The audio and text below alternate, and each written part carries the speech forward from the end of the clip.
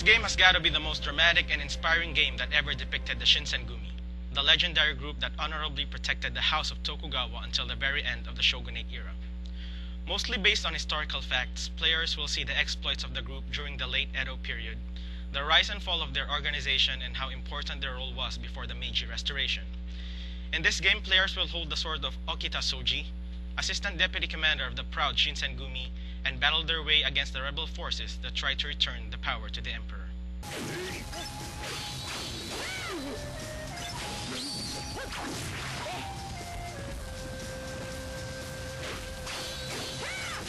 When starting the first chapter of the game, players will realize that this is no ordinary hack and slash. Trying to kill the first enemy you'll encounter by simply bashing the square button will probably take you 30 slashes before he goes down, so pay very good attention to the game's tutorial. The beauty of this game is that it is hack and slash, but there's a certain art to it. Players must use chain attacks and ogi attacks in order to kill enemies. Chain attacks are counter-attack moves after dodging an enemy's attack, while ogi attacks are arts that may be used after successfully performing a set of chain attacks. Without the use of these methods, players will definitely have a hard time playing through the chapters. Almost every mission, players will have a partner with them that gives them certain stat boosts and bonuses. Players may choose either of the many commanders of the Shinsengumi and take one that would help them in a certain mission. When players are just starting out, it's a wise decision to take the chief of the Shinsengumi, Isamu Kondo, as their partner, as they give nice stat boosts to attack and HP. Veteran players who want a challenge may take Hajime Saito as their partner that dramatically lowers all of the player's stats, but increases the damage of the attack depending on the length of the combos. Experiment with these guys and see who fits you well in doing missions. The enemy AI is extremely brilliant, which is a good factor. Aside from the fact that ordinary hacking and slashing won't do you any good in this game, players must really fight like a real swordsman to defeat enemies, especially the bosses. Defending, studying the enemy's patterns, constantly dodging, and effectively utilizing chain and ogi attacks are definitely musts in this game's survival. Checkpoints in each stage can only be counted in one hand, and stages are long, so fight smart. Practicing in the optional missions is not a bad idea. The storyline is deep, and players will be lost if they don't pay much attention to it. Knowing a little bit of Edo's history, the Shinsengumi, and the history of the Tokugawa shogunate would help them in coping up in the game's rich storyline. Fans of Japanese history will be happy breezing through this game because of the appearance of real historical figures as well as the accuracy of actual events.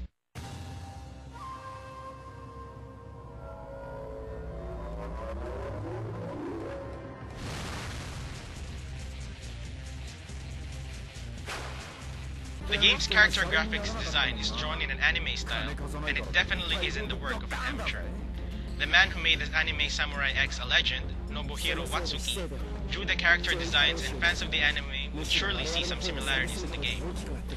After seeing the character of Okada Izo, people who watched Samurai X can't just ignore the fact that he really does resemble Shishio Makoto, an antagonist in the anime. The uniforms of the regular Shinsengumi members are also similar to what we can see in the anime. Overall game design and how the environment objects add spice to the gaming experience by being destroyed are just superbly wonderful. Players can really see the grandeur of the design made by the legendary artists, starting from the Shinsengumi officer's uniform to the different personalities of character designs.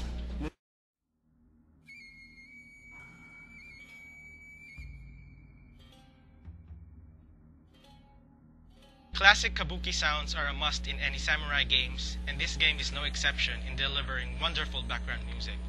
Hearing the Tuzumi drums, shakuhachi, taiko, shamisen, and koto instruments really give any samurai fans adrenaline boosts while playing the game, and the satisfaction in hearing authentic sounds that can only be heard in kabuki plays. The character voices are also well done, giving depth to each character's personality. The sound effects are nothing pioneering, but it does the trick in making the clashing of the swords and the booming of the cannons very effective.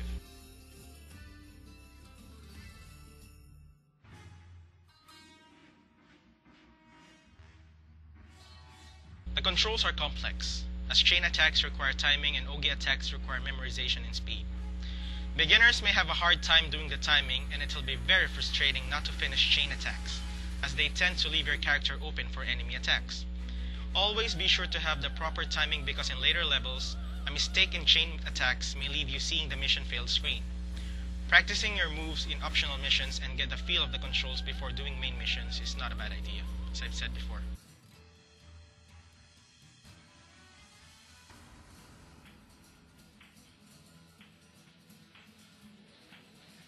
Code of the Samurai is a sleepwaker for samurai fans who have a PS2. The storyline is historically rich, the gameplay is not the usual hack and slash, the enemy AI is definitely not bad, and a master artist detailed the character design. Though the gameplay may be a bit short, that doesn't stop this game in being one of the best historically based samurai fighting games that was made for the PS2. The developers did a fine job in making the Shinsengumi known to the entire world magnificently because of its accuracy in terms of story and the entertainment value it gave because of its gameplay.